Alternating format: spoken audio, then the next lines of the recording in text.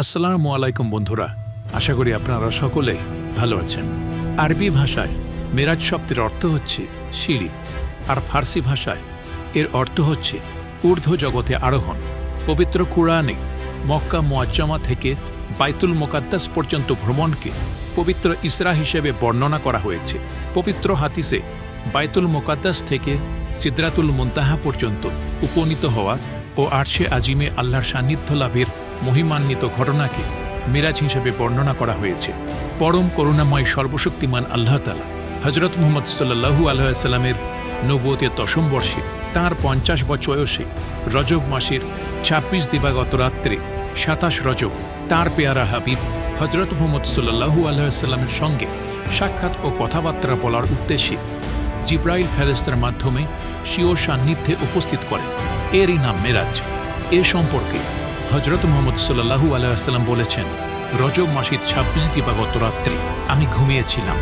এমন সময় জিব্রাইল ও মিকাইল ফেরেশতাদ্বয় আমাকে ঘুম থেকে জাগ্রত করলেন। এরপর আমাকে জমজম কূপের নিকট নিয়ে গেলেন এবং আমার বক্ষস্থল থেকে নাভি পর্যন্ত বিভিন্ন করে আমার হৃদয় বের করে জমজম কূপের পানি দ্বারা উত্তম রূপে ধৌত করে পুনরায় যথাস্থানে স্থাপন করলেন এবং তার সঙ্গে ঈমান, ইলম, জ্ঞান ও হিকমত সংযোগ করে দিয়ে বক্ষস্থল সেলাই করে দিলেন। আমি স্বচক্ষে তাদের কার্যকলাপ দেখতে পেলাম, কিন্তু তাতে আমার বিন্দুমাত্র কষ্ট অনুভব হলো না। তারপর আমি অজু করে মসজিদে গিয়ে 2 রাকাত নামাজ পড়ে বাইরে এসে দেখলাম মসজিদের দরজার সামনে একটি সাদা ধবধবে অদ্ভুত প্রাণী দাঁড়িয়ে আছে। আমি তখন ফেরেশতাকে জিজ্ঞেস করলাম, এটা কি? জিব্রাইল আলাইহিস সালাম তখন আমাকে বললেন, এটা আল বুরাক। এটার উপর চেপে আপনি আল্লাহর সঙ্গে সাক্ষাতের উদ্দেশ্যে গমন করবেন। আপনি এই বোরাকের উপর আরোহণ করুন। তখন হযরত মুহাম্মদ সাল্লাল্লাহু আলাইহি ওয়াসাল্লাম কি যেন চিন্তা করতে লাগলেন এবং তার চক্ষুদয় থেকে অশ্রু নির্গত হতে লাগল। এমন সময় আল্লাহর তরফ থেকে বাণী আসলো, হে জিব্রাইল, তুমি আমার পেয়ারা হাবিবকে জিজ্ঞেস করো কেন তিনি বোরাকে আরোহণ করছেন না এবং কেন অশ্রু বিসর্জন করছেন। তখন জিব্রাইল আলাইহিস সালাম জিজ্ঞেস করলেন, ইয়া রাসূলুল্লাহ, আপনি কেন বোরাকে আরোহণ করছেন না, আর কেনই বা আপনি অশ্রু বিসর্জন করছেন? স্বয়ং আল্লাহ তাআলা আপনাকে আমন্ত্রণ জানিয়েছেন এবং আপনি স্বর্গীয় বোরাকে আরোহণ করে আল্লাহর সাক্ষাৎ লাভে ধন্য হয়ে গমন করতে চলেছেন। আপনার প্রতি পরম করুণাময় আল্লাহর গমন একটি বিশেষ রহমত, যা দুনিয়ার কোনো নবী ও রাসূলের ভাগ্যে জোটেনি। আজ আপনার এবং আল্লাহর মহামিলনের রাত। এতদ সত্ত্বেও আপনার ক্রন্দন করা নিতান্তই অশোভন ও অস্বাভাবিক। এবার জিব্রাইল আলাইহিস সালামের প্রশ্নের উত্তরে হযরত মুহাম্মদ সাল্লাল্লাহু আলাইহি ওয়াসাল্লাম বললেন, হে জিব্রাইল, আজ আল্লাহ তাআলা আমার জন্য বোরাক প্রেরণ করেছেন, কিন্তু আমি চিন্তা করছি যে কিয়ামতের দিন যখন আমার উম্মতগণ ক্ষুধায় পিপাসায় কাতর হয়ে উলঙ্গ অবস্থায় কবর থেকে উঠে হাসরের মাঠে গমন করবে, তখন কিভাবে 50,000 বছরের রাস্তা পায়ে হেঁটে হাসরের ময়দানে উপস্থিত হবে এবং কিভাবেই বা 30 বছরের রাস্তা পুলসিরাত অতিক্রম করবে। প্রিয় বন্ধুরা, এই মহা আনন্দের সময়ও আমাদের প্রিয় নবী হযরত মুহাম্মদ সাল্লাল্লাহু আলাইহি ওয়াসাল্লাম তাঁর উম্মতের কথা বুঝতে পারেন। এজন্যই তাকে শাফিউল মুজনিবিন ও রাহমাতুল্লাহ লিল আলামিন এই মহা সম্মানজনক উপাধিতে ভূষিত করা হয়েছে। তৎক্ষণাৎ আল্লাহর তরফ থেকে বাণী আসলো, ইয়াউমা নাসরুল মুত্তাকিনা ইলার রহমান ইয়াফতা। সূরা মারিয়াম আয়াত নম্বর 85।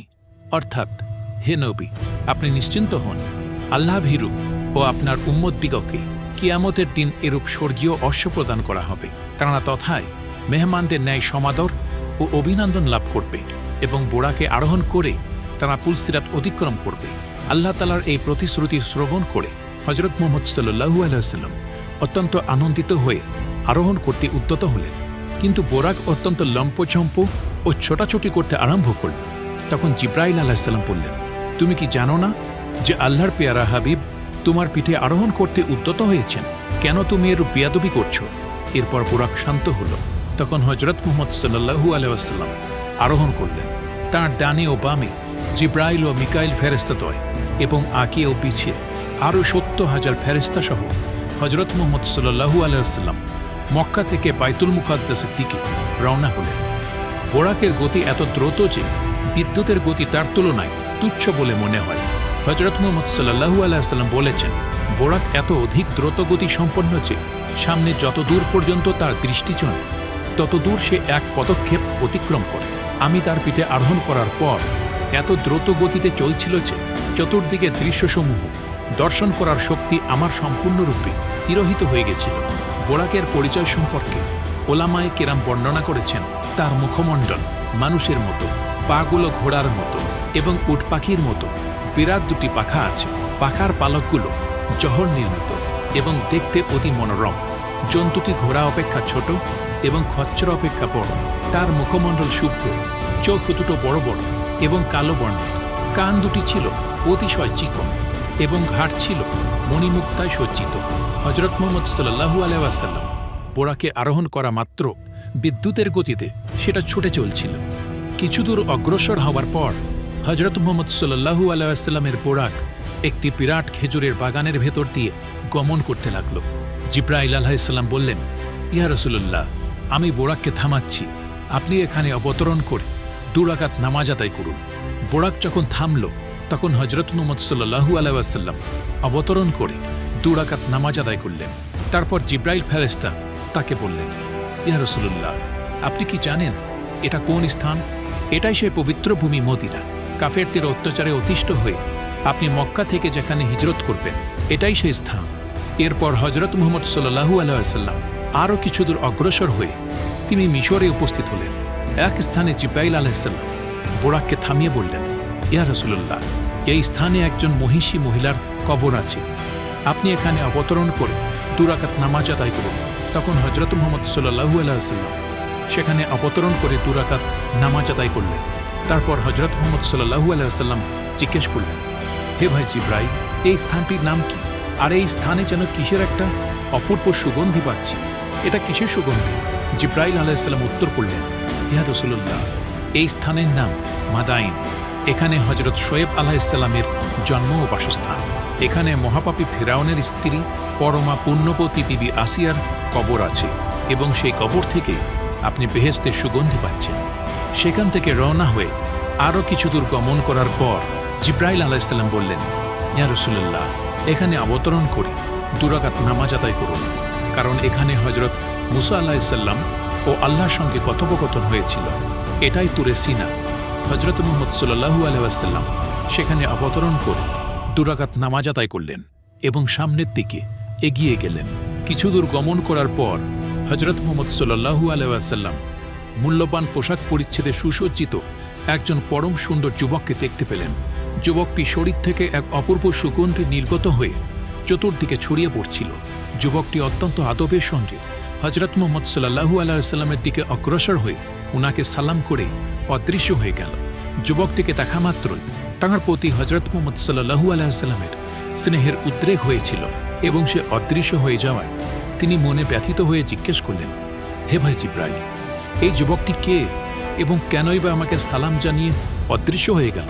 জিব্রাইল আলাইহিস সালাম উত্তর করলেন, ইয়া রাসূলুল্লাহ, যুবকটি প্রকৃতপক্ষে কোনো মানুষ নয়, সেটি মানবরূপী ইসলাম ধর্ম আপনাকে সাত সম্ভাষণ জানাতে এসেছিল। তার প্রতি আপনার মনে যেমন একটা স্নেহের আকর্ষণ সৃষ্টি হয়েছে, আপনার প্রকৃত উম্মতগণের মনে ইসলাম ধর্মের প্রতি সেইরূপ স্নেহের আকর্ষণ সৃষ্টি হবে। এমনকি তারা ইসলামের জন্য স্বীয় জান মাল উৎসর্গ করতে বিন্দুমাত্র কুণ্ঠিত হবে। তারপর আবার কিছু দূর অগ্রসর হবার পর জিব্রাইল আলাইহিস সালাম বললেন, আপনি এখানে অবতরণ করে আরও 2 রাকাত নামাজ আদায় করুন। এখানে হযরত ঈসা আলাইহিস সালাম ভূমিষ্ঠ হয়েছিলেন। হযরত মুহাম্মদ সাল্লাল্লাহু আলাইহি ওয়াসাল্লাম সেখানে অবতরণ করে 2 রাকাত নামাজ পড়ে পুনরায় রওনা দিলেন। কিছু দূর অগ্রসর হবার পর হযরত মুহাম্মদ সাল্লাল্লাহু আলাইহি ওয়াসাল্লাম বাইতুল মুকাদ্দাসে পৌঁছালেন। সেখানে অগণিত ফেরেশতা তাকে আসসালামু আলাইকুম ইয়া নাবিউল আওয়ালিন ওয়াল আখির এই বলে সালাম জানালেন। তারপর যাবতীয় নবী ও রসুলের রূহ সেখানে অবতীর্ণ হয়ে তাঁকে সালাম জানালেন। বাইতুল মুকাদ্দাস মসজিদের নিকট উপস্থিত হয়ে হযরত মুহাম্মদ সাল্লাল্লাহু আলাইহি ওয়াসাল্লাম জিব্রাইল ফেরেশতার সঙ্গে অবতরণ করে মসজিদের ভিতরে প্রবেশ করলেন। ভিতরে প্রবেশ করা মাত্র তিনি সেখানে বিরাট এক জামায়েত গণ্যমান্য ব্যক্তির সমাবেশ দেখতে পেলেন। আর সেখানে একজন পরম সুন্দর ও সর্বাপেক্ষা সুদীর্ঘ ব্যক্তিদের প্রতি তিনি অবাক হয়ে কিছুক্ষণ তার দিকে তাকিয়ে রইলেন। তারপর তিনি জিব্রাইল ফেরেশতাকে জিজ্ঞেস করলেন, এই সুদীর্ঘ সুন্দর সুঠাম সম্মানিত মহাপুরুষটি কে জিব্রাইল আলাইসাল্লাম উত্তর করলেন, তিনি মানব জাতির আদি পিতা হজরত আদম আলাইসাল্লাম। মানব জাতিকে সৃষ্টি করবার স্বাদ হলে সর্বশক্তিমান আল্লাহ তাআলা সর্বপ্রথমে স্বীয় কুদরতের হস্ত দ্বারা একেই সৃষ্টি করেছিলেন। তিনি একদিকে যেমন মানব জাতির আদি পিতা, অপরদিকে যাবতীয় নবীগণের মধ্যে প্রথম নবী। ইয়া রাসূলুল্লাহ, আপনি তাকে সালাম দিন। হুজুর পাক সাল্লাল্লাহু আলাইহি ওয়াসাল্লাম তাকে সালাম দিলেন। হজরত আদম আলাইহিসসালাম তখন সালামে জবাব দিয়ে বললেন, আমার পুণ্যবান সন্তান এবং মহান নবী প্রতি জানায় খোশামদের। এক বর্ণনায় দেখা যায়, প্রথম আসমানে হুজুর পাক সাল্লাল্লাহু আলাইহি ওয়াসাল্লাম উপবিষ্ট একজন লোককে দেখলেন। তাঁর ডান দিকে বহু মনুষ্য মূর্তি এবং বাম দিকেও বহু মনুষ্য মূর্তি। লোকটি যখন ডান দিকে তাকান তখন হেসে ওঠেন, আবার যখন তিনি বাম দিকে তাকান তখন দুঃখ ক্ষোভে কেঁদে ওঠেন। হুজুর পাক সাল্লাল্লাহু আলাইহি ওয়াসাল্লাম এদের পরিচয় ও তাঁর দুই দিকের লোকের তাৎপর্য জিজ্ঞেস করলেন। জিব্রাইল আলাইহিসসালাম বললেন, এই লোক হল আপনার আদি পিতা হজরত আদম আলাইহিসসালাম এবং তাঁর ডান ও বামের লোকগুলো তাঁর সন্তানদের আত্মার আকৃতি। ডান দিকের আত্মাসমূহ বেহেশতি এবং বাম দিকের আত্মাসমূহ দোজখী। তিনি ডান দিকে তাকালে হেসে ওঠেন এবং বাম দিকে তাকালে কেঁদে ওঠেন।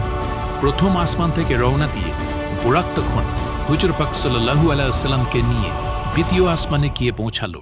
জিব্রাইল আলাইহিসসালাম তখন হুজুর পাক সাল্লাল্লাহু আলাইহি ওয়াসাল্লামের পরিচয় দিয়ে আসমানের দরজা খুলে দিলেন। দ্বার প্রহরী ফেরেশতাগণ হুজুর পাক সাল্লাল্লাহু আলাইহি ওয়াসাল্লামকে খোশামদের জানান। দ্বিতীয় আসমানে হুজুর পাক সাল্লাল্লাহু আলাইহি ওয়াসাল্লাম তখন ইয়াহইয়া আলাইহিসসালাম ও হজরত ঈসা আলাইহিসসালামকে দেখতে পেলেন। জিব্রাইল আলাইহিসসালাম তখন তাদের পরিচয় করিয়ে দিয়ে হুজুর পাক সাল্লাল্লাহু আলাইহি ওয়াসাল্লামকে বললেন, এদের সালাম দিন। তিনি সালাম দিলেন এবং তারাও সালামের জবাব দিয়ে বললেন, আমাদের পুণ্যবান ভাই ও মহান নবীর প্রতি খোশামদের। এরপর হুজুর পাক সাল্লাল্লাহু আলাইহি ওয়াসাল্লাম ও জিব্রাইল সহ বোরাকের মাধ্যমে তৃতীয় আসমানে পৌঁছালেন।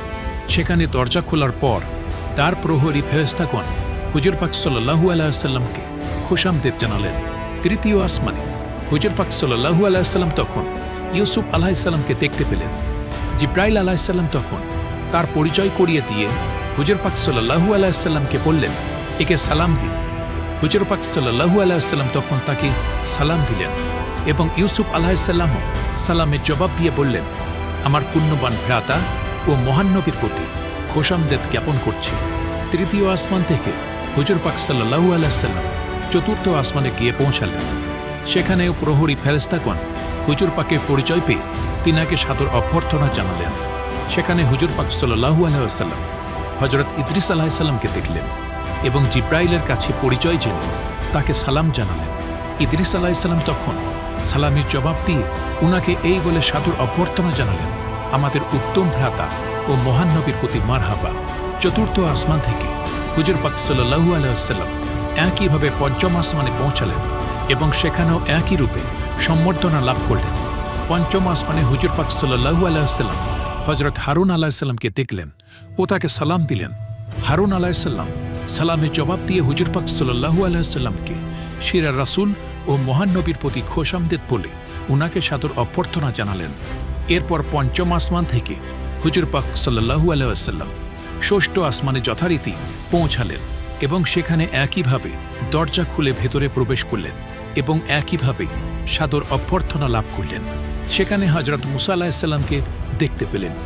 হজরত জিব্রাইল আলাইহিসসালাম মারফত তাঁর পরিচয় লাভ করে তাকে সালাম দিলেন। তিনি সালামের জবাব দিয়ে বললেন, উত্তম ভাই এবং মহানবীর প্রতি খোশামদেদ জানাচ্ছি। হজরত মুসা আলাইহিসসালাম হুজুর পাক সাল্লাল্লাহু আলাইহি ওয়াসাল্লামকে সম্বর্ধনা জানিয়ে কাঁদতে লাগলেন। হুজুর পাক সাল্লাল্লাহু আলাইহি ওয়াসাল্লাম তাকে কাঁদবার কারণ জিজ্ঞেস করলেন।